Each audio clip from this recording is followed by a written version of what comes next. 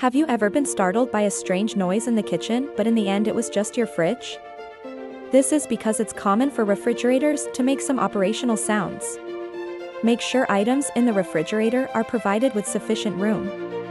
If glass items are placed too close, natural vibration of the unit will cause the glass items to knock against each other. If the refrigerator is currently not connected to a water line, make sure the ice maker function is not turned on. Not only can the ice maker fail to make ice without water, it may make a noise as well. Do not position the refrigerator too close to the wall. This can contribute to an increase in perfectly normal motor operating noise.